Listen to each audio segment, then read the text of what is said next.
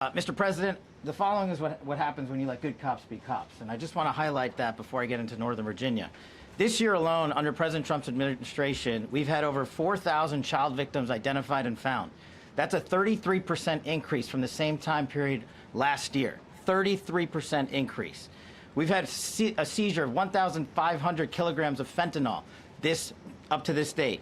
That is a 25% increase since the same time period last year. And just to put it in perspective, 1,500 kilograms of fentanyl is enough to kill 115 million Americans. 115 million Americans. Cops are getting after it. The FBI has arrested 19,000 people this year alone. Thanks to President Trump's administrations, that's double than where we were this time last year. And we have also arrested 1,600 people who have committed violent acts against children. 270 of them are human traffickers of children. Mr. President, this is what happens when you have great leadership at the Attorney General with Pam Bondi, your administration's priority of protecting the homeland and protecting American citizens and protecting our children, and the murder rates are plummeting.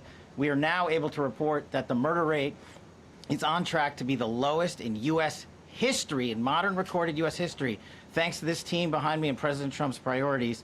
And how do we do it? And what are we going to bring to D.C.? What we did in Northern Virginia, thanks to Terry Cole and Governor Youngkin and the team, we stood up a task force out in my Northern Virginia field office, and we said, let's let good cops be cops, let's get them the intelligence and what they need, and let's get the red tape out of their way, and let's get DOJ partnered up with us to bring great prosecutions, and that's exactly what we did. In 1 month, we arrested 545 violent felons. 545 in the state of Virginia, thanks to Governor Youngkin's partnership.